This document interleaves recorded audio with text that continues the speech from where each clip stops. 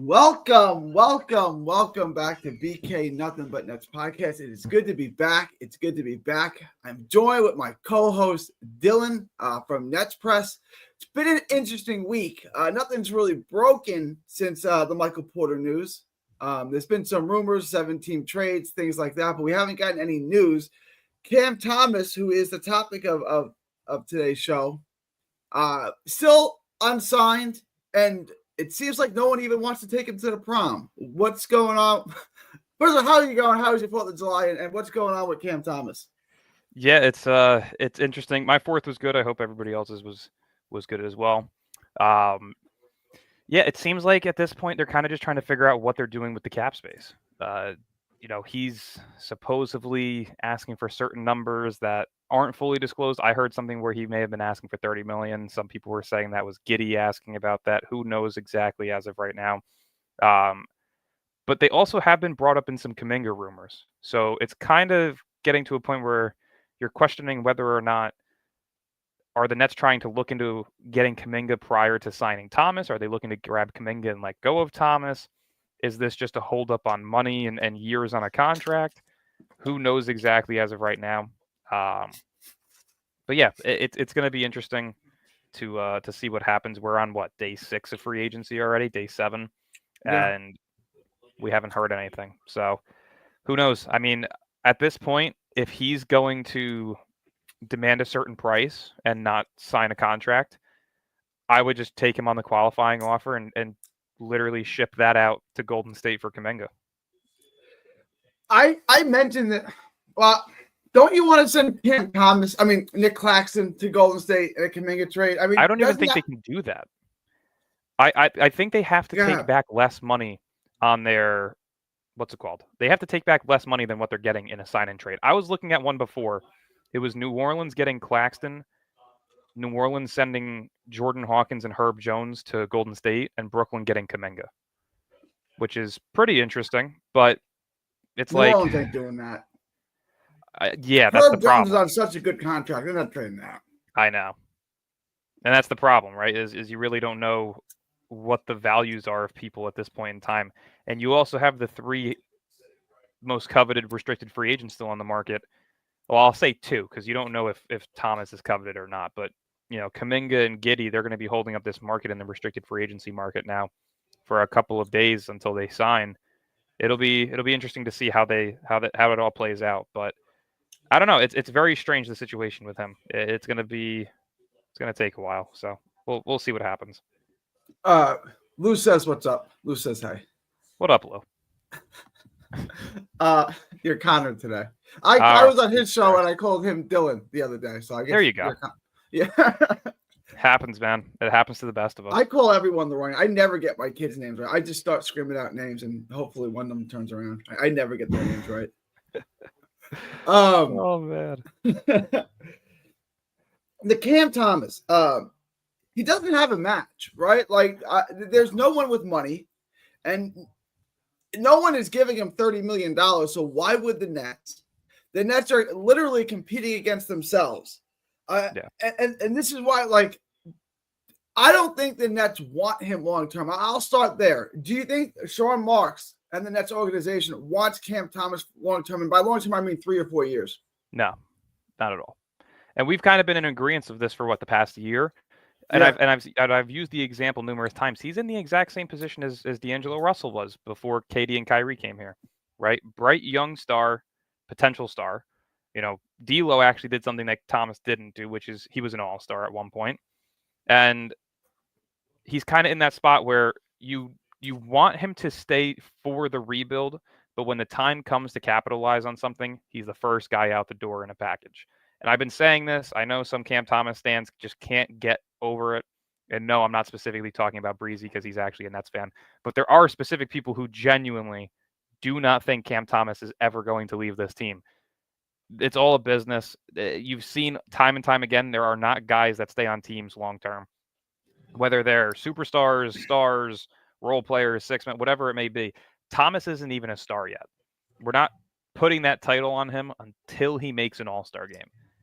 That's by league rule, right? Like Ben Simmons is no right, longer but is Jamal Murray a star? Yeah, he's a playoff riser. He He's never elevates been his an game, all-star game. and he's a borderline all-star at times. Oh, well, okay. So how I categorize it is you have your role players, you have your high-end role players, you have your borderline stars, your all-stars.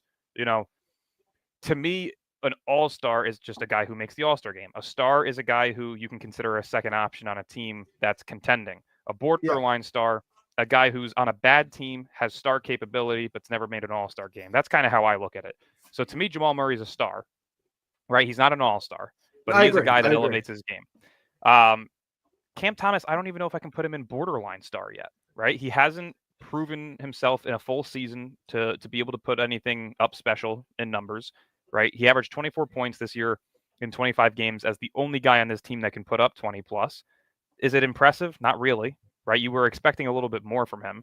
And even though he put up that 24, which is much less than I thought he was going to do, the efficiency wasn't there. So to me, it's like at some point you're gonna look to move on from him. It's just when, right? Is it now with Kaminga available? Is it down the road when a guy like maybe Anthony Edwards can become available? Like, who knows exactly when it's gonna be? But I don't see him being on this team by next season. Like, unless if he locks in a 3-year player option deal, I don't see him. I don't see him being on this team start next season. Not this upcoming season, but the following. I put this out to Connor on his show on the Brooklyn Boys. Check out Connor Long on the Brooklyn Boys. I said I'm going to Michael be on there at 8:00 tonight. Dylan will be on there. Great show. Yep. I put this out there, and he's a huge Cam Thomas fan. He likes Cam Thomas almost as much as Breezy likes Cam Thomas. Just to put that out there, so you know what you're walking into. We'll have some friendly debating. Yeah. I like Cam Thomas. I love his confidence. I love that he loves Kobe. But like I'm just realistic on him. Like he is what he is. Yeah. He's not that much different than Jordan Clarkson, who just got the league minimum. Who got the vet minimum. I'm not. I would put him more along the lines of like a Norman Powell. What was I that? would put him more along the lines of a Norman Powell. A spark plug shooter off the bench. He's not going to be your 1, 2, or 3 on a championship team, right? Powell had a borderline all-star year this year, but that was because of Kawhi being hurt for the majority of the year, right? But when Kawhi is healthy, when Harden's healthy, Zubac's healthy, he's a 4th, 5th option. And that's kind of the same with Cam Thomas, whether he's on a winning team or not. He's not the guy that's going to elevate your team in the win column. He's going to look good. He's going to look flashy. He's going to hit tough shots, but he's not going to be the guy that leads you to the promised land. And that's okay to understand. Like, that's not hate. That's just not setting the bar too high for failure, right? Like, people are putting his bar at this guy's going to be an all-star 25 plus per game scorer for 10 plus years. That's just not the case. He's going into year 5. He hasn't even played a full season as a starter, right? Like, and even in that sample size that he did last season, he didn't look like an all-star. So to me, it's just depends on the time frame of when he leaves, whether it's this offseason, next year in the offseason, 2 years from now. I just don't see him on this team, though, when it's time to compete. I put this out. This is what I was going to say. I put this out to Connor on his show. I think Michael Porter Jr. is on the Nets longer than Cam Thomas. I agree. Michael Porter Jr. will be a net when Cam Thomas no longer is. I agree. Michael Porter Jr. is an incredible get. I'm so excited to watch him play here. Like, this is the first time since probably KD that we've had a guy of his height at a forward position who can kind of do a little bit of everything. Very good rebounder, great spot-up shooter. I'm just hoping to see that untapped potential that he had coming out of college and high school of where he was able to create his own shots, right? If he can get the ball in his hands and do something with it, that's going to be very exciting to see. Now, he only has 2 years left on the contract, which kind of aligns with when Brooklyn wants to go all in during free agency, which is in 2027. But ultimately, you're either A, looking at a guy that you can bring back for probably a fraction of the price when his contract ends, or B, you're looking at the most valuable expiring contract next season in $40 million. So it'll be fun to watch. I'm excited to see him and what he does. Hopefully he stays healthy in his time in Brooklyn. But I see a 20-plus point per game scorer next season in him. I just address this in Michael Porter Jr. I think easily. I think I said if you put the over under 21.5, I would take the over on Michael Porter Jr. next year. Oh, that's tough. I said my guess is 22, 23 points a game. Here's the problem, right? Is I mean, he has Demon, but we all know that we're not going to say Demon's a better playmaker than Jokic right now, right? Like that's just you can't do that. So he's leaving a team where his spacing is much better. He gets open more because of Jokic, and Jokic has been historically known to elevate his teammates. Could that production drop in terms of floor spacing? Maybe, but now it's going to be can he replace that with putting the ball on the floor and creating his own shot? That's where that like question mark is going to come in because he's a career 16 to 18 point per game scorer.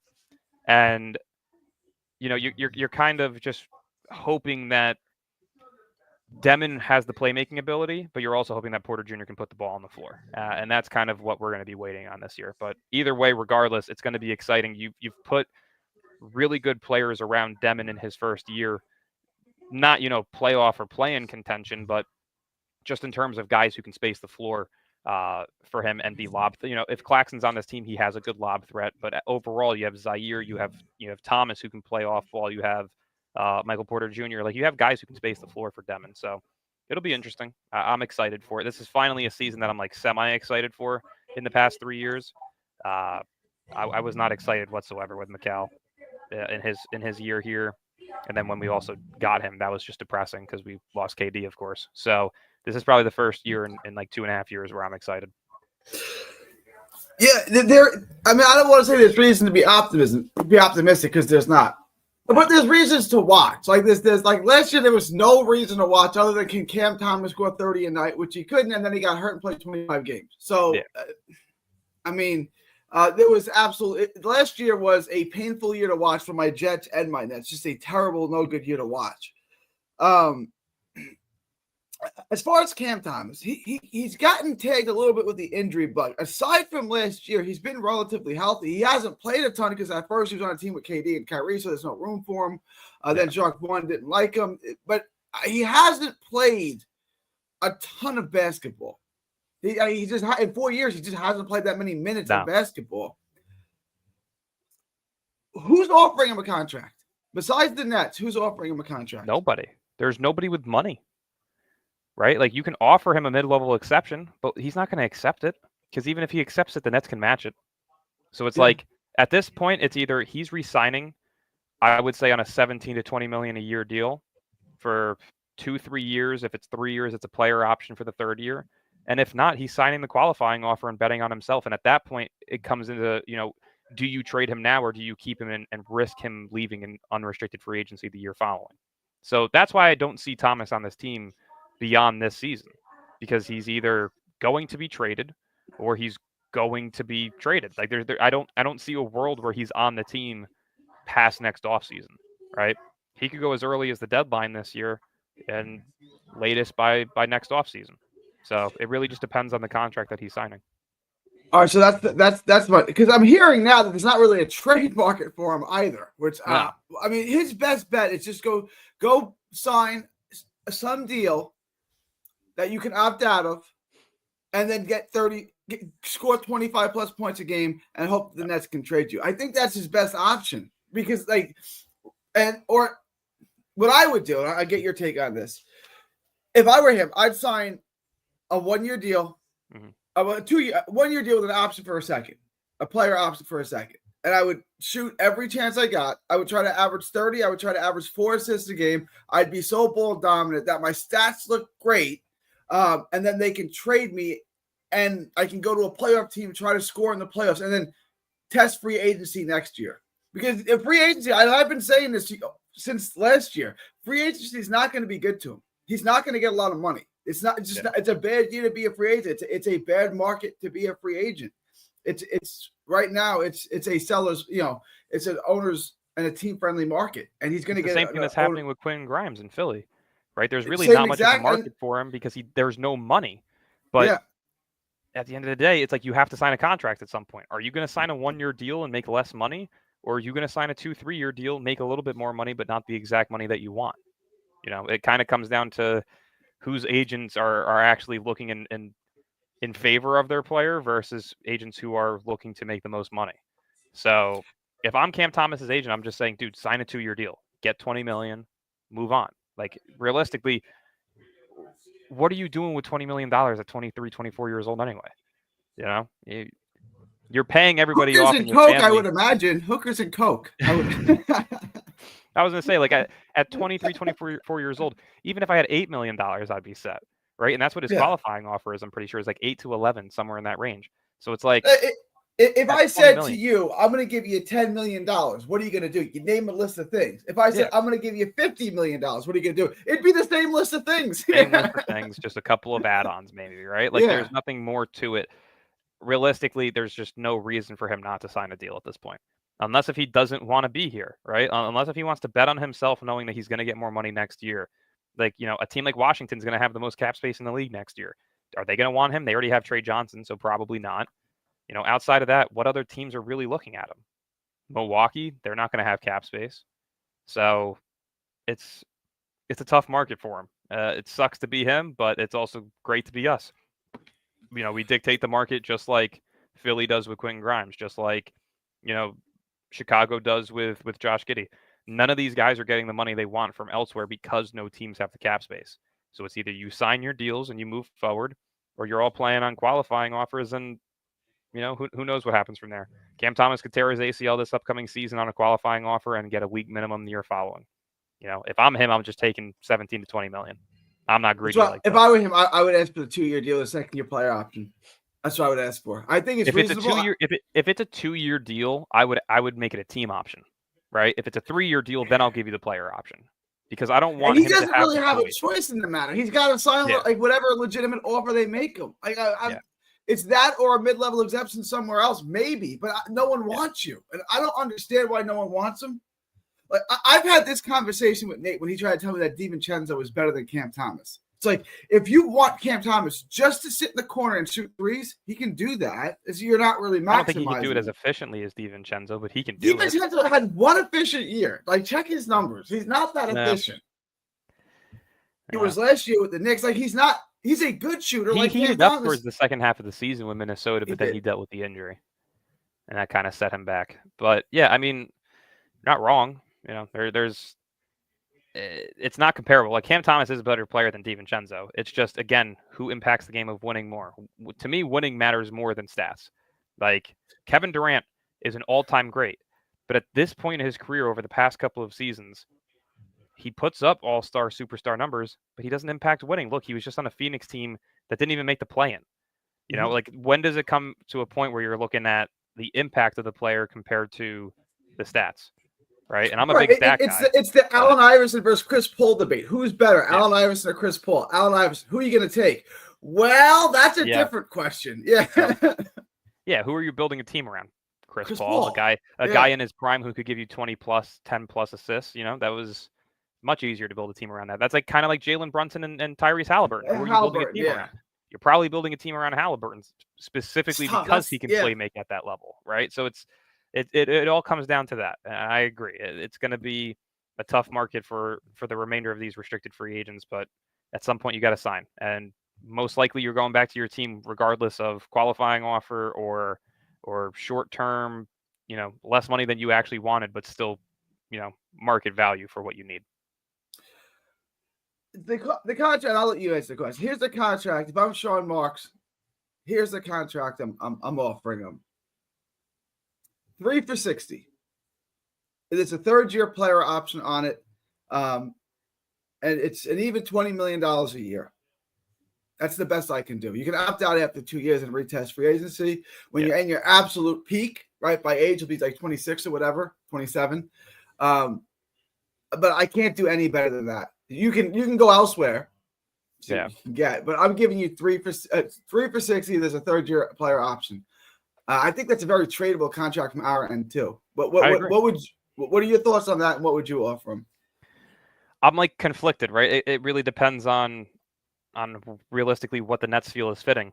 You could get him at 17 million right now because there's no other team that could, right? So like a 3-year player option at 17 million a year, what is that? 51, 54 million, somewhere in that range. Like you could do that, it just depends on if he'll take it or not. If I'm him, I'm just taking it. It's 10 million more than you're going to make this upcoming season. You have the option to opt out after 2 years. You're still the focal point as of right now. Like, to me, that's a win-win situation for you. So if I'm the Nets, I'm giving, let's see, 1836, 46. I'm giving him 3 year, 54 million, 18 million a year. So we're not far. I gave him $2 million. Yeah. I was a little nice. Yeah, if we can get him on that, we can get him on that. But I would come back. I do want him on a multi-year deal. I do. Either to play him or to trade him. I don't want him on. But so what if I came back to him, came back to you and said, give me a 1-year deal for $24 million? I wouldn't give him that. I wouldn't either. I don't think a team this upcoming season would trade for an expiring $24 million contract. That's the problem. Right now, if you're saying that he's going to be at 8 to 11 million on an expiring deal, that may be more intriguing for another team who maybe has a trade exception or some cap space left over, or just also wants to offset a bad contract and go a little cheaper, but with the same level of talent. Like I would look to do that, right? I wouldn't go out of my way though to bring him back on a 1-year deal unless if it's for the QO. If I'm Cam, I'm like, I'll take the 1-year deal, but hopefully they trade me to a playoff team where I prove that I can score like this, that I can, microwave score in the playoffs. Because if I prove that I can be a microwave scorer in the playoffs, every good team needs that. And now I'm going to get the 20, 25 million. I truly believe that. If he can go in and he can score 20 points in 25 minutes in the playoffs, he's going to get the contract that he wants because he's proven that he could score in the playoffs.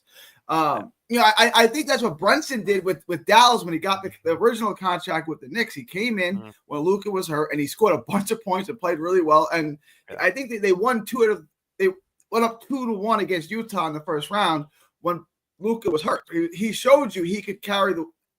If I'm Cam Thomas, that's what I'm doing. I'll take the 1-year deal for $11 million or whatever. Please trade me to a playoff team where I can, at the deadline, please move me to a playoff team where I can prove that I can score in bulk in microwave fashion. That's what I would do if I were him. I agree. Yeah, I mean, it's like I said, it's a tough position for him to be in. But at this point, it's up to the Nets, right? At the end of the day, you walk in and you say you can take this offer, or you can come back on a 1-year qualifying offer and lose money. That's your choice.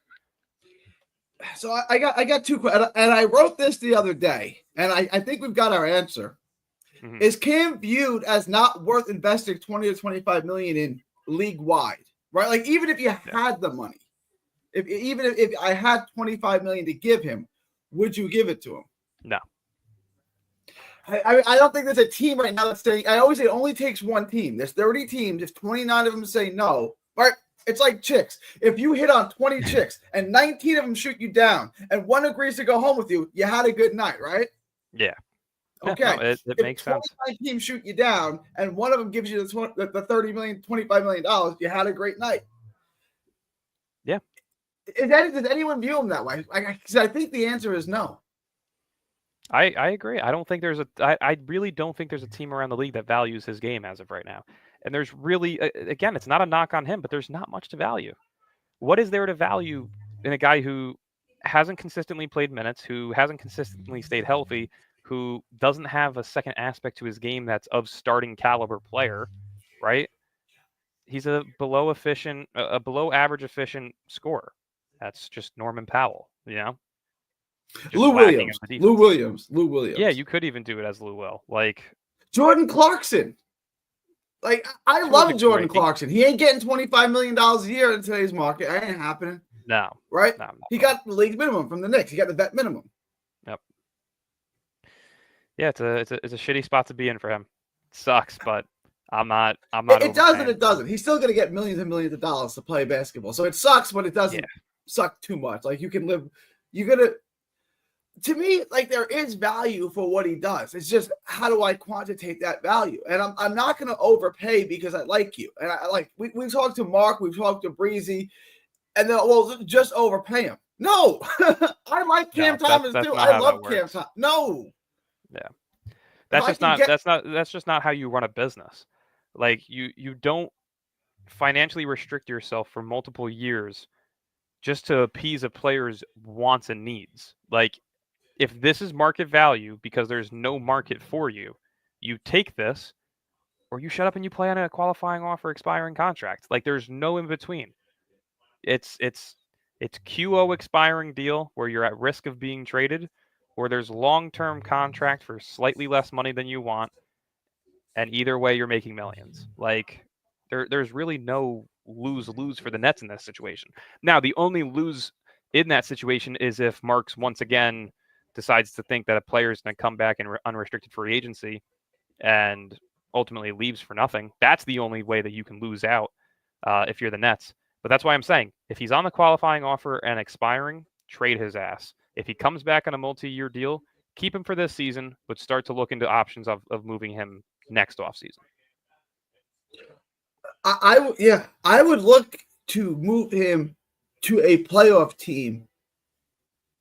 I mean, I would sign him on a 1-year deal because I think that's what it's going to come down. I would rather give him a multi-year deal because I think that helps his trade value. I think we can get more for him if he's averaging 25 points a game, 4 assists. I think that, but whatever. Sign him on a 1-year deal, flip him to a playoff team who needs a scorer. Like I think there's value. If you can get him on $11 million, I'll give you an expiring deal and a pick, and I think that works. Yeah. I know that's not what Cam Thomas fans want to hear, but I don't think he's going to be here long term, and I've been saying that they don't like him. I do. I think what he does offers value. No. But again, he's not the lead scorer. He's not the number 2 player. So he kind of is that Jordan Clarkson, Lou Williams role. And how much are you going to value that? It's just, you know what I'm saying? I need 3 other good players on my team to truly compete. I got to pay those guys, right? Yeah. You know? And not to mention, too, you just drafted 5 rookies, right? Like you're in the point now where you're moving on from the focal point of Cam Thomas to now develop and prioritize these rookies because you need to hit on 1 or 2 of these guys. Like, you have your pick next year, which is great, but you need to hit on 1 or 2 of these guys to even be in a position to think of contention. So let's just say if you get a top 3 pick next year, right? Because say you go 0 for 5 this year and these guys all look like shit, they're going to be nobodies, but you still land top 3 next year. Well, now you still have to build a remaining team around that top 3 player. It's not like you already have some form of focal points in the guys that you drafted this past season. You need to hit on a couple of these picks. So to me, the best situation for the Nets would honestly be to move on from Cam Thomas this offseason, only because you have Yegor Demon and Nolan Traore. These are 2 guys who I see as your Halliburton and Nembhard. Like, that could be your guard duo. And that's why I'm so open to the idea of Jonathan Kaminga. Boy, you really like Trae. I do not. I don't see the explosiveness in him. I don't see what well, he's the quickest player in the draft. What was that? He's the quickest player in the draft statistically. I watched the highlights of him. I don't see that explosive first step that everyone says. I don't see it. I see it. I mean, again, this is a guy who was previously projected top 5, right? The fact that he's at 19, even though he had a weaker year overseas, he's still playing against grown men at the age of 17, 16, 18 years old. He has that experience to where NBA physicality is not going to affect his game too much, right? But he also has shown flashes of being a top-tier prospect. So that's a good risk to take, but you're not going to know what that investment looks like unless if you're playing them heavy minutes, right? Play them heavy minutes in the first year, and that's why I'm so okay with Cam Thomas leaving. But imagine a starting 5 next year where you're looking at Yegor Demon, Nolan Traore, Jonathan Kaminga, Michael Porter Jr., and then one of either Nick Claxton or Day'Ron Sharpe. Like, I think that's a really good fundamental starting 5 to have next season that kind of allows each of those younger guys to do what they need to do to develop their game, right? You're putting Kaminga in as the lead scorer to see if he's actually worthy of being that. You're giving the opportunities for Michael Porter Jr. to be a second option scorer and a veteran on this team to help lead these younger guys. You're giving Demon the best playmaking options possibly available, and you're giving Traore that option to be, the scoring guard of that team. So I would love to see a world where that comes to fruition. If it means getting rid of Cam Thomas, it means getting rid of Cam Thomas. To me, I would prioritize Kaminga over Cam Thomas. I just think that was my next question, because I had this with Connor, and I'm sure he's going to ask you the same question. So I'm gonna give you a dry run through it. Who would you rather have? Let's say the money was the same, Kaminga or Cam Thomas? Kaminga.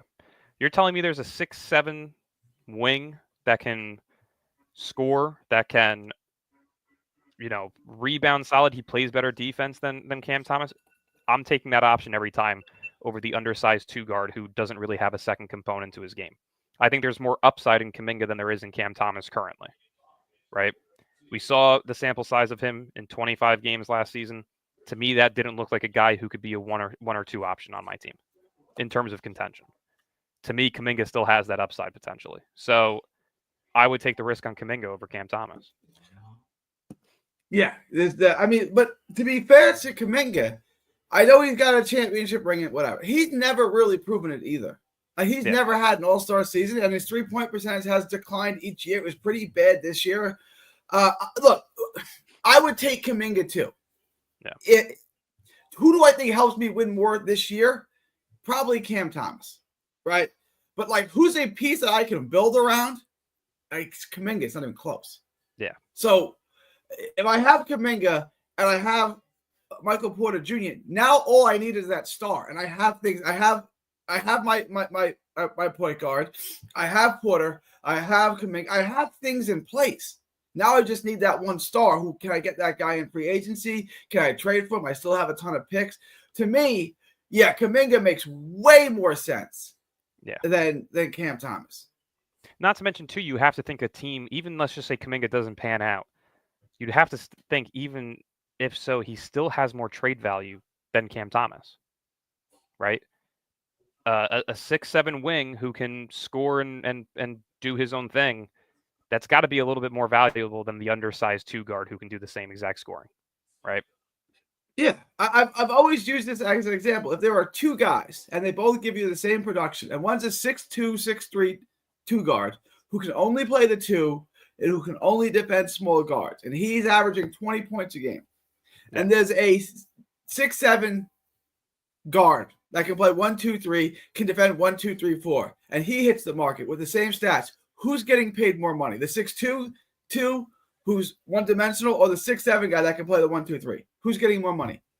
Right? Kaminga is way more, he can't play the 1, obviously, but Kaminga is way more versatile, which is my point. So even if their stats are the same, you're going to value Kaminga way more than Cam Thomas. And I'm not trying to continually trying to dump on Cam Thomas. I'm just trying to be realistic for what he is. He's never going to be a playmaker.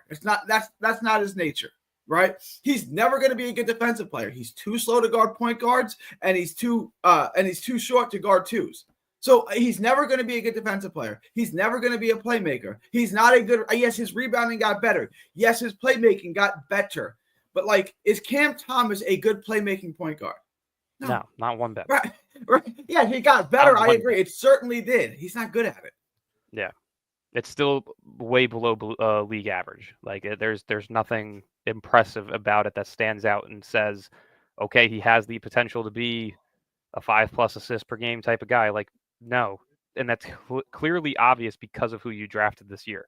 You drafted 3 playmakers, considerably 4, to offset the playmaking deficiencies to Thomas's game. It's like you're not prioritizing Thomas as a playmaker this year, right? You're prioritizing Danny Wolf, Yegor Demon, Nolan Traore, Ben Seraph. Like, those are your playmakers now. You don't have Cam Thomas looking to play make and work up the assist column. So yeah, I don't see him being able to progress his game any further outside of scoring because of who we drafted this year.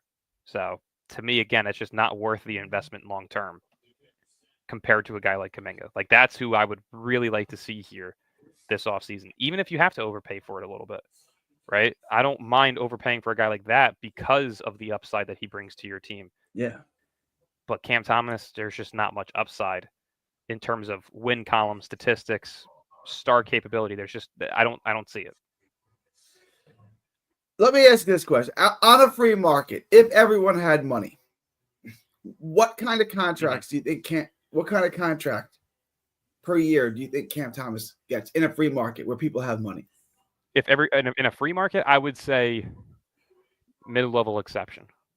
So I'm saying, yeah. Like, I don't see him really being a guy that gets 20+. I just don't see it. Like, show me what you do in a 60-game season. Give me 60 games to see what you really can do, and that's when I'll be able to fully judge it. But his first 3 seasons in the league, it's not that he didn't have good opportunities. He could not earn himself minutes. And in this past season, you played 25 games and you were inefficient. Like, you have not showcased to me why you are valuable. And people cannot seem to understand that. Well, let me push back on you. Let me play devil's advocate here. Anthony Simons is a one-dimensional guy. Quickly, they tell me the playmaker. I don't really see it. To me, Quickly is also he has solid playmaking. I mean, when he first got to Toronto, he was throwing up a couple of doubles here and there. Like, he at least showcased that he has the playmaking aspect to his game, right? Even Simons has had really stellar playmaking performances, and he's done it numerous times throughout his career. Thomas had what? 2 good playmaking games this past season in his 25-game sample size. Nothing else prior to that. Like, it's not comparable to a lot of these guys, unfortunately. Like, we're all trying to find the excuse for him. I just can't seem to figure out which one is actually justifiable. I remember a while ago, Leaf said that he was a $17 million a year player. And I was like, he's getting way more than that. I think Leaf is going to be right here. I think if it's not draft analysis, Leaf gives out some pretty good info. If he's not talking about Zach Edey the whole time. He is still on that Zach Edey thing. It's all so right, funny. man. You're going to die on that hill. I respect that. Like, he's going to go down with that ship. I was going to say, I'm the same way. If I have a take, I'm not going to go back on it. Unless if I'm proven wrong. Then I'll say, okay, I was wrong. Now I'm on this side. But 9 times out of 10, I'm not. I've been the same way about Cam Thomas since the moment he entered the league. Like, I've never been high on him. He has me blocked on Instagram for a reason. Like, I was throwing him in trade conversations for 4 straight years, and I still am. Like, at the end of the day, I'm sticking with what I feel, which is he's one-dimensional. He doesn't have the star capability. He's not a 1 through 3 option on a championship team. No, he's not worth the money. I think there are 2 options for Cam Thomas as far as his contract. Take the 1-year deal, the qualifying offer. Just take it, play your way out of it, and test free agency next year. Or take a 3-year deal, 2+1, a 2 with a 3rd-year option on a very, like we said, probably 17, 18 million. Play 2 years on that. And then when you hit your absolute physical peak, when you're 26, 27 years old, go try free agency then. I think those are his 2 options. He's not going to like either one of them. No. But I don't see option C for him. Like, I think those are just 2 options. Take the 1-year deal, the 1-year qualifying offer, or take a 2-year deal with a 3rd-year option on very team-friendly terms. I agree. I really don't see any other route for him. There's just nothing in this market right now. And people keep saying Golden State, Golden State, Golden State. Would Golden State want him? It depends. I can't see Steve Kerr wanting him. Yeah, and that's the problem, right? He's not a scheme fit, but realistically, he actually is a pretty good fit next to a Steph and Jimmy Butler. Like, it's really not a bad fit for him. It's just, will Kerr value him, right? Like, right now, who's their starting shooting guard? What? Here's my issue. Brandon Podemski? Like, the Polish better guy. Than Podemski. Far. But here's the thing. Podemski wouldn't dream about going into a dribble package with Steph Curry standing there. Cam Thomas is going to fight to get his shots off because what the hell else is he going to do? Yeah. There was a story when Steve Novak was on the Knicks. He was on a 10-day contract, the same 10-day contract that Lynn signed. They signed him together. And he was on the last day of his second 10-day contract. And he was checking into the game with Jeremy Lin. And he said to Novak said to Jeremy Lin, this is during Lin Mania, he's like, I got to get some shots off. Jeremy Lin looked at him, was like, you're damn right you do. What the hell else are you going to do? Like, you're Steve Novak. You only do one thing. You're 6'10", you can shoot. Like, you get the ball, just put it up there. This is the last day of your contract, right? That's what else is Cam Thomas going to do? Like, I mean, if he gets the ball, he can only score. So that's what it doesn't make any sense. That for me, yes, he's better than Podemski, way better, but it doesn't fit because if he's getting into his dribble package, he's trying to put up a step back 3, and Steph Curry is standing over there, bro. You're coming off the court. Yeah. No, I completely agree. If Tyrese Martin is standing over there, that's one thing. If Steph Curry is standing over there, that is a far different thing. Very, very different. So now he's coming off the bench, and he's coming in for Steph, and he's coming in for Butler, right? When those guys hit the – so what's the value of that? You know what I'm saying? Like his role is not going to be much different than what Jordan Clarkson's role is on the Knicks. Yeah. I mean, it's really not a good spot for him at all. Yeah, Chris, I wanted Thomas Sorber really badly too. I hear you, man. I did too, Chris. I really thought one of him or Fleming were destined to be Nets. That just didn't happen. So I want to get into this. You're right. My next question was the Kaminga thing. We both would rather have Kaminga on the same money than Cam Thomas. Yeah. Is that a trade that Golden State said they want a young player and a pick? Mm-hmm. Would Cam Thomas suffice? I don't think so, and that's why I think it would have to be expanded into a 3-team deal. Yeah. Right? I think Herb Jones is the guy that they want. And realistically, you can pull that off, right? Like I said, if it's it just depends on who it is, right? Like, are you giving up Nick Claxton in that deal? To me, I would do it 100%. If you're giving up, like I'm looking at it again right now. I'm starting off Kaminga's 3-year contract at $28 million. Sounds like a lot, but I'm going to have it be a descending contract. So year 2, he'll get 26, and year 3, he'll get 23. Right? Let's just say that. So it's a 3-year, $78.8 million deal. If you do that to Brooklyn, you give Claxton to New Orleans, who currently has Missy as their center, and that's it, right? If you do that with Jordan Hawkins and Herb Jones heading to Golden State, it works. Brooklyn actually saves $11 million long term. Golden State takes back contracts, but New Orleans also does as well. They're taking in $6.6 million. But at the end of the day, Golden State gets a guy that they want in Herb Jones. They're also getting a young player in Jordan Hawkins, who is very similar to a Cam Thomas. Yeah. New Orleans gets their starting big. At that point, now it's like, all right, are you bringing back Cam Thomas, or are you just sign and trading him? It kind of gives you that option to, okay, do you want to see Cam Thomas and Jonathan Kaminga for a season, or do you want to give Traore the start at shooting guard and play Demon at the 1? It really just depends on how they want to maneuver around that. But I mean, even if so, I'd throw in what's his name? I'd throw in one of those guys that we brought back, Martin, Timmy, Jalen Wilson, Keon Johnson. Like let's just say you throw Jalen Wilson over to New Orleans as well. I think that could work. Yeah, it does. Like I would do that.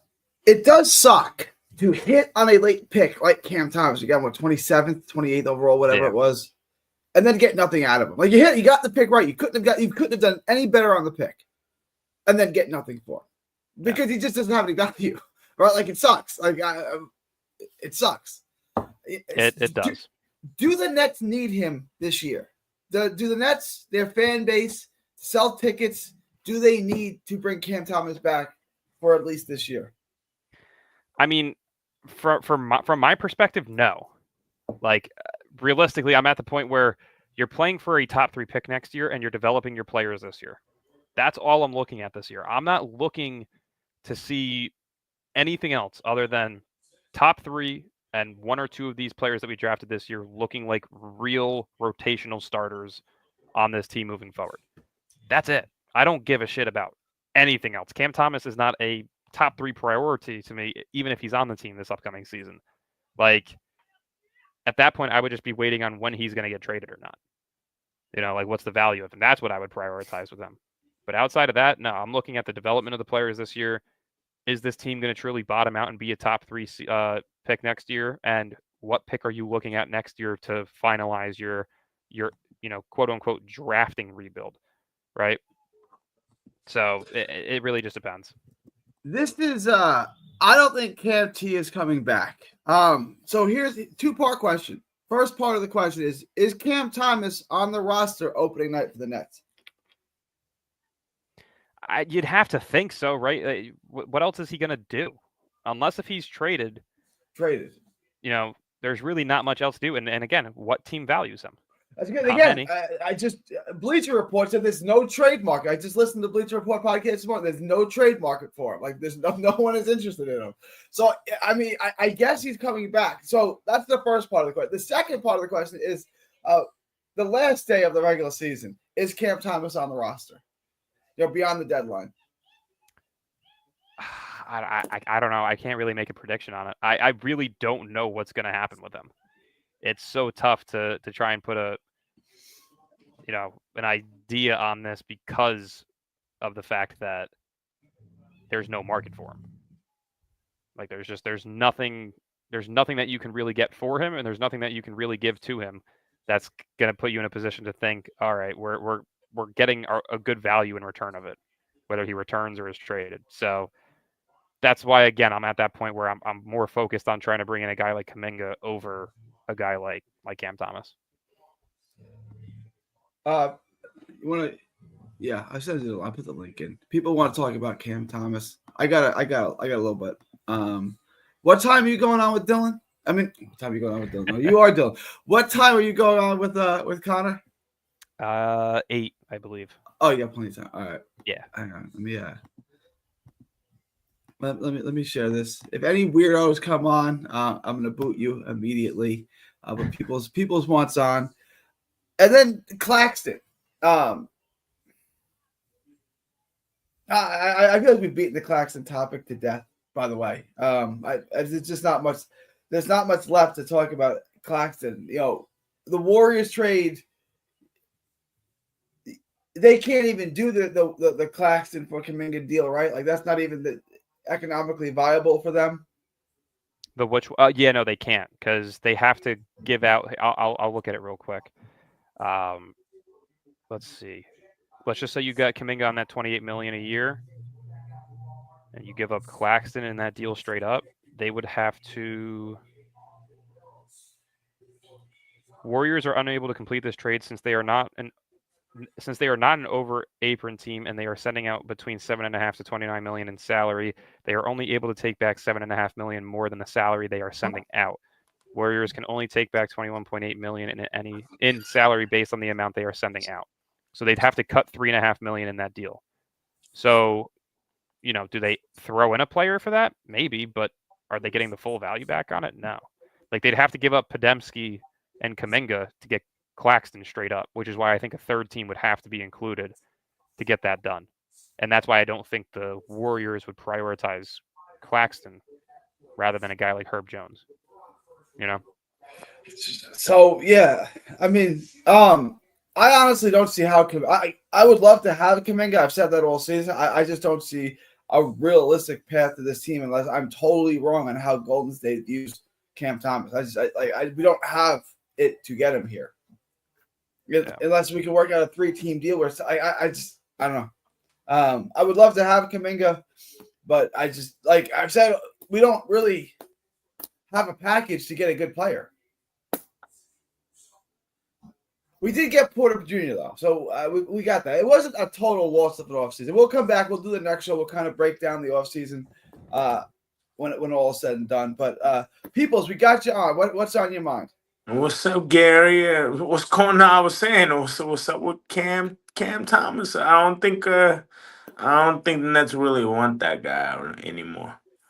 That's been my take on him since he got here. They didn't want to draft him. Kevin Durant made him. Jacques Vaughn hated him like he's cancer or something. Like Jacques Vaughn obviously hated him. He'd score 30 and then not see the floor the next night. Marks doesn't value him. The league, I don't know. I mean, what do you want to do with Cam Thomas? I maybe give him like 2 years. Like to give him 2 years. 2 years, 35, maybe. 40, right. 40, 2 years, 40, something like that, or 3 years, 60. Like 3 years, 60. If I'm giving him 3 years, 60, who's giving 20 him? Yeah. Who's giving him anything close to that? And if no one's giving him anything, nobody. Why am I competing? Why am I bidding against myself? I'm saying playing 25 games and not playing defense and making 20 million. That's a win for me. I mean, if I'm a player, that's a win for me. I'm gonna say that's crazy. I'm about to make $20 million, and my team don't win shit.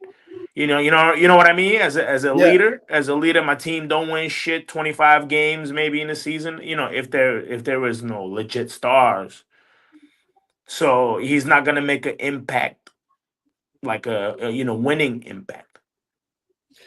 So why am I giving defensively. why am I giving him $20 million a year for 3 years? If you agree he's not making an impact and there's no one else bidding on him, why am I giving him $20 million? I mean that's true. Yeah, that's true. I mean, maybe they need somebody to put the ball in the bucket. Probably Gary. But what would you say? What would you say to like someone like Dylan who says, "I'm just gonna let Traore try. I have Michael Porter Jr. I'm just gonna let Traore be that guy. I'm gonna let Traore try to score, and if he can't, who cares? We're trying to get a top 3 pick next year anyway." Oh yeah, because the AJ DeBonster won the AAU MVP or some shit. It's not there's 3 or 4 guys at the top, right, Dylan, where they could be franchise changing guys. Yeah, I mean, you got Boozer, you got DeBanster, you got Peterson. Those are 3 guys who genuinely could be number 1 overall picks. So this isn't like a one player or bust type of draft. This is just get deep top draft, 3 right? or you fucked up. And I know they got like Nate Eman and Kareem Lopez, a center. I think he's a center. I don't know. Maybe we get a center he's next a 6'8" year. wing. He's a wing. I'm thinking he's a center. Chris Knack and Jaden Quinton are like the 2 headliners at center next year. I have them both projected in the top 10. Are they like 2-way players? Are they shot blockers and got some post up game? I hope so, man. Got some post up game and block shots. Crazy. We need somebody with the post up game, man. Gary. We need somebody that can and block shots. That you gotta change the people's shots, man. You gotta. We're not gonna win shit if we don't have a big man that contests everything. Yeah. It's not gonna happen, Gary. I got a question. We're talking about next year's draft class already, but we just picked 5 guys. Over under Christmas morning. Are we doing mock drafts for the 2026 draft before or after Christmas morning? When do we do our first one? I'm doing them as soon as they become available on Fanspo. And I'm going to be sitting there religiously for the next 300 plus days doing it too. Jaden Quinton's played at Arizona State his freshman year. He actually reclassified, so he was 17 years old last year, but he was not draft eligible because he came in too early. He put up 9 points, 8 rebounds, an assist and a half. He shot 52.5% from the field, and he shot 18.8% from 3. So some upside there. He averaged 2.6 blocks per game as well at Arizona State. He actually just transferred to Kentucky. So I'm expecting him to be really good next year as well. Chris Sinak, though, he committed to Houston this year, so he'll be playing his freshman season over there. And if you know Houston, you know that they always develop great guys. So I think that he'll be very good over there as well. Here's my next question. I'll let both of y'all respond. Which New York City team is going to win more games this year? Brooklyn Nets or the St. John's Red Storm? Probably St. John's. Probably St. John's. Yeah.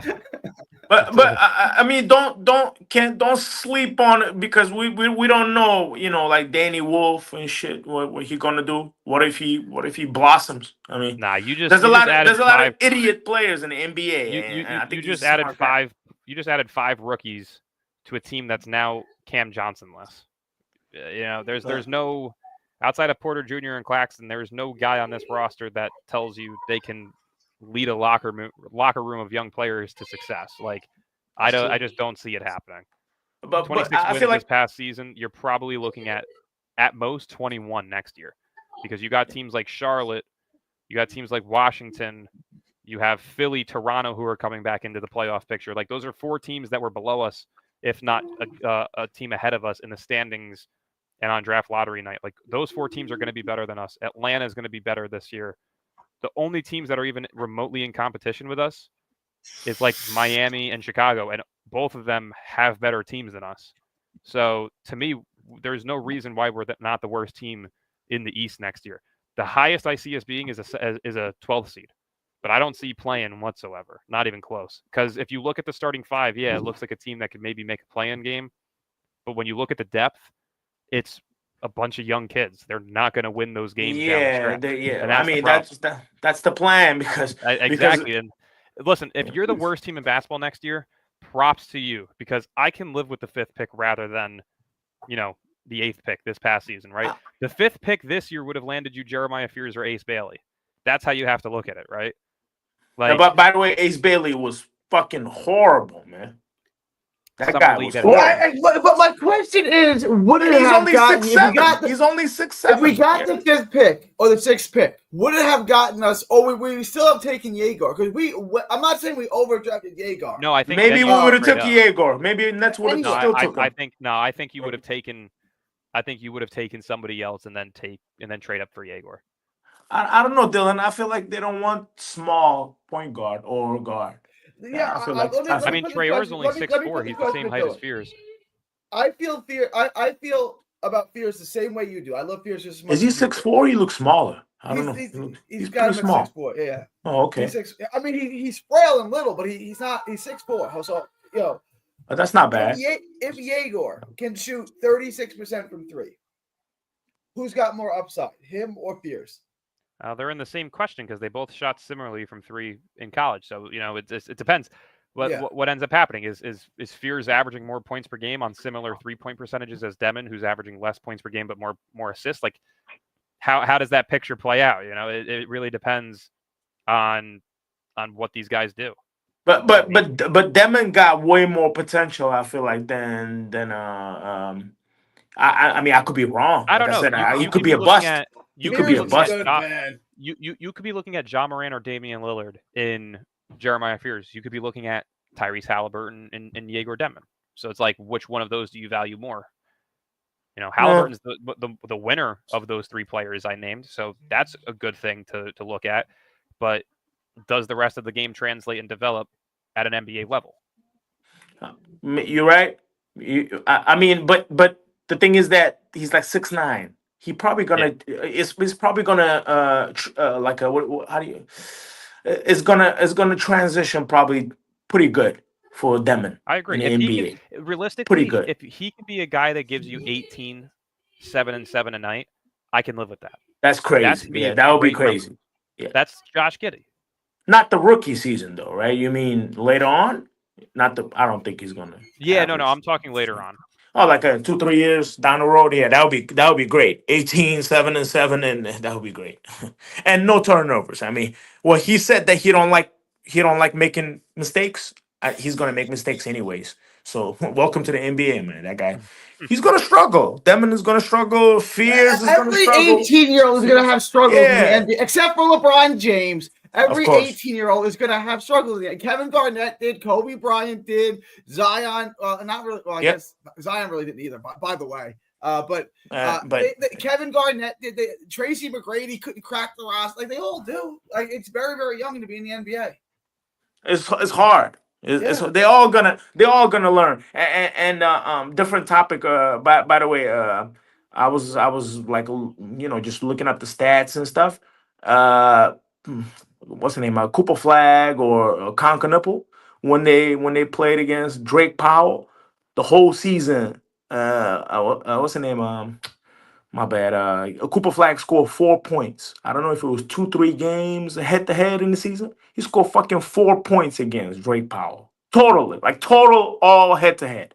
So don't get hyped up. People get hyped up for Cooper Flag. Let's see when somebody like Drake Powell, put a defense on him. Put a defense on him. Flag will be fine. He'll be fine. I'm just saying that, for our draft picks, that's not bad. When Drake Powell like guarding 1-on-1, I was looking at guarding that these guys couldn't score, Dylan. They couldn't fucking score against him. So I take that, I take that because defense. I just want to see Nets play defense, man. I just want to see the Nets play defense. That's it. Nothing else. I don't want nothing else. Like the next season, just try it on the defense and just win like 17 games, but just be like a top 10 defensive, but shit on offense. Top 15 maybe defensively. I don't know. I don't like some kind of improvement, man. Forget the offense. Yeah, whatever. Just play defense. I just want people to stand in front of people. I don't know. I just want. That's all I want. That's all. I'm tired of people getting blown by. And I don't know. So you're really tired of Cam Thomas, is what you're saying.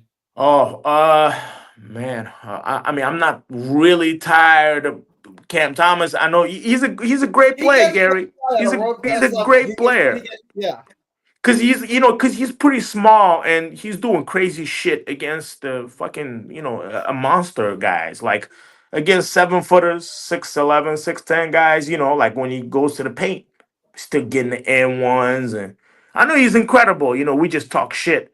In real life, nobody gonna stop Cam Thomas. No, nobody can stop him. But he don't play defense. Let me. Well, Dylan disagrees with me. Dylan thinks there are more guys. I don't think there are more than 10 or 12 guys in the whole NBA who can score the way that Cam Thomas does. Logo to the paint, everywhere in between. There's not a spot on the ball where there's not a spot on the court that Cam Thomas can't score, right? Yeah. There is field goal percentage is kind of iffy. Field goal percentage is iffy, though. Yeah, but so was Carmelo. I'm not comparing Cam Thomas to Carmelo Anthony, but so is Carmelo Anthony's field goal percentage. Like, because you're always launching the grenade, you're always putting up the shot. You know what I'm saying? Because you have to, because you don't have nobody else. Right. Like you go look at some of those Knick rosters that Carmelo Anthony played. Carmelo Anthony played on. You're like, dang, man. I feel like pretty overrated player, by the way, too. Pretty Carmelo overrated Anthony? player. Yes. Blasphemy. Because he didn't play defense. To me, you have to play defense. You have to be a real superstar. I was telling yesterday. I think is LeBron James Scott's a superstar? Platform. Who? LeBron James. Oh, absolutely, because he plays defense. He does chase down blocks. He does. You remember he used to do chase down blocks. Chase down blocks is like saying Allen Iverson played defense because he can fill the passing lane and get steals. Like chase down blocks aren't defense. He doesn't keep his man in front of him. No, but he's not a one-on-one great defender. No, he's not a one-on-one great defender. You're right. You can blow by him. You can blow even when he was young. When he was young, you can blow by him. Yes. And he never guarded the best player on the team ever. Not even his first go around with Cleveland. You got to put him in the scheme, but in the fast break and stuff like that, like he's gonna come from behind and fucking swat you. I mean, that's a crazy attribute. He won the championship. Remember? Yeah, when he blocked Iguodala, right? That's crazy. Like the way he blocked him. It's not just Iguodala. He's really good at the chase down blocks. Amazing. Right? He might be the best at chasing down blocks. Greatest ever. He might have been the greatest ever. But maybe. Yeah, that's my point. Was like, but not a one-on-one great defender. No. When you look at not just as a scorer, when I say offensive player, I mean all aspects of playing offense. LeBron might be the most valuable. Because of the way that he can play make and find the open man and score efficiently, right? Like when you look at all of it, everyone says Kevin Durant is a better offensive player. No, he's a better scorer. Is he really a better offensive player than LeBron James? I don't think he is. Yeah. No, just a better jumper, way better jumper. That's about it to me. That's about only the jumper. That's why he's gonna get a little bit more buckets. Because he could just pull up, that mid range, and he's gonna hit most of it. LeBron don't have that, but LeBron is a way better offensive player. Yeah, way better. Who said that? Right? Who the hell says that? That's weird. Like LeBron, I mean, KD is better overall offensive player. It's how you say blasphemy. It is a blasphemy. If I say who's the better offensive player. I think if I just put a poll, I said, who's a better offensive player, KD or LeBron? I think you'd get a lot of people vote for KD. I wouldn't. I would say Bron because he's a better offensive player. No, in his prime, offense more than KD does. Yeah, in his prime, whatever jumpers, most of the time going to the bucket, dunking on people, all that stuff. Getting the layups and way better scorer, way better, especially attacking the basket. Nobody. You remember nobody could stop him, Gary. Everybody get out of the way. People don't really get out of the way for Kevin Durant. People get out of the way. Who's a better offensive player? I want Dylan's answer on this too. Kevin Durant or Luka? Kevin Durant is prime. Whatever you want to say his prime is. Golden State, OKC, Brooklyn, whatever you want to say Kevin Durant's prime is. The best version of KD or current Luka? Who's a better offensive player? Jesus, that's tough. I don't think it's tough. I really don't. I think it's Luka. I really don't think it's tough. It depends on what you value, right? Like Kevin Durant's impact on scoring late in a game has won hundreds of games for the teams that he's played on in the past, right? He's much more efficient than Luke has ever been in every department of the game. So it's like, who you're saying? Are we talking about an offensive player or a scorer? Who's the what are we categorizing? That's Because if it's a better offensive player, yeah. offensive player, then yeah, you have to give it to Luka. The guy can give you 30 plus and 8+ assists a night. That's probably more valuable than KD's best season, which is what, 33 points, 5 assists. You know, KD was also off the charts efficiency. KD was at 6'11", oh yeah, 50, he's 40, a 90 top every 5 year. I love his shooter of all time. efficiency. Yeah. Yeah. Field goal percentage is great. If Field you're goal talking about percentage who's is the great. better scorer, yeah, I would give it to KD because he gives you that 28 plus, but he does it way more efficiently than Luka does. Luka, though, if you're talking about an offensive player, you have to throw in the playmaking, and that to me is more valuable on his end than KD is. Way more valuable. Luka sometimes in the game, like his percentage is horrible too. He'd be chucking up shots. Yeah, Luka That guy does chucks have up a some lot of horrible fucking shots. games, but I mean, it's like Harden. Like he still got $12, right? Like he still, you know what I'm saying? Like if Kevin Durant's not scoring, Kevin Durant's a much more consistent scorer than Luka, right? Right. So it's not really a fair thing to say. But like even if Luka's not scoring, he can still impact offense with his playmaking. Yes. Yeah, he will never pass like Luka. KD don't have abilities. I think KD is a pretty bad passer, to be honest with you. I think he's definitely improved over that the he's years. 6'10", 6'11". Factor that in. You know what I'm saying? You know what he's bad at? He's bad at like on the corners or something, getting double teamed, and then he does not handle right. double He's teams not. well. He can't handle the double teams. Like he just I don't. Yeah, but he's so tall. He could just do the quick jump and then just get rid of the ball. But he maybe he don't have those instincts. You know, you don't have those. You don't have that. You know, with the Nets, you remember with the Nets when they in the playoffs or whatever, when they kept pressing him, or even the regular season kept pressing him, he kept turning the ball over. It seems I like hate that. I hate it about a try player. to ice him, just ice, and then just try to send him into the corner. And yeah, I mean, I'm not saying it's easy to defend Kevin Durant, right? It's obviously extremely difficult, but there does seem to be a method to it. Whereas Luka, I wouldn't even tell you how to try to defend. Well, let me ask you, Gary. Let me ask a question, and Dylan. Do you guys really think KD would have won without Steph Curry? Probably not. No, he can't. He can't win. To me, he can't win with that guy. Oh, go ahead, Gary. Go. He can't win without green-eyed Steph. I just call him green-eyed Steph. He can't win without that little guy, man. That little guy he got the heart. That little guy got the heart, though. He got the heart to win the championships. Kevin don't have it. Kevin just don't have it. I don't know. It's weird. It's weird. You got 2 championships in the way. I feel like nobody counts it. Nobody. He knows it. Everybody knows it. Like I don't know. It doesn't feel like he won the championships. He doesn't feel like it. I don't know. It's weird. It's weird. But Curry and Thompson and Draymond Green and those guys. Because of those guys, he won. He would have never won. Yeah. Dylan will be right back. But yeah, Gary. I totally lost my train of thought. We talk Kevin Durant. Yeah, it happens sometimes. Yeah, but no, we were talking about like a comparison, Luka. Versus... I was going somewhere with that comparison. I forget where I was going. But as far as Kaminga, is Kaminga a guy you want in Brooklyn to the Nets try to pursue Kaminga? It's going to cost us, $28 million. Ooh, if it's 26, 28, even though you're right, because people are making crazy money now. I say like a 22 to 24 million. Yes, get that guy. Like a 22 to 24 million a year, not 28 though. I feel like 24 is the max. That would be great if he says yes. So if he says what yes it would take would be hypothetically. What it would take would be, you're gonna have to pay him $24 million. Like 24, yeah, or 20. Let's just say 25. Let's say 25. Okay, whatever. 25 million. Yeah.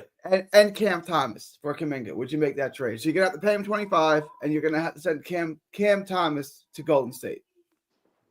Yes, because I would because Kaminga I feel like he got a way more potential and he plays defense. He can play defense. You got Porter. You got some pieces in place there. Now all I need is the superstar. I got my pieces in place with Yegor. Hopefully, we'll find out. Hopefully, Yegor, Kaminga. You got pieces. Yes. Now you just need that superstar. Hopefully, you can get in the free agency. Maybe you can get him in a trade. We got the draft capital to make the trade for the superstar, right? We got that. Yes. So if I can get Kaminga in here, then I'm just missing the superstar. So that's why. Yeah, either next year you either get a center, or if you get the top 3, you take. It doesn't matter. You just take the best player. You just take If you get top Peterson. 3 pick, you just take take the best player. Those guys are so talented. You're not. You're just taking the best player. If everything works out, and then they be like a kind of like a star Igor, and then Traore be like a kind of like a maybe star, and then you next year you draft Peterson or the Bonster, or they probably need the Bonster. It'll be like a BYU, like a reunion with him and Demon. They It'll be didn't great. actually play. They actually didn't play. They never together, played but together. Yeah, they never played together.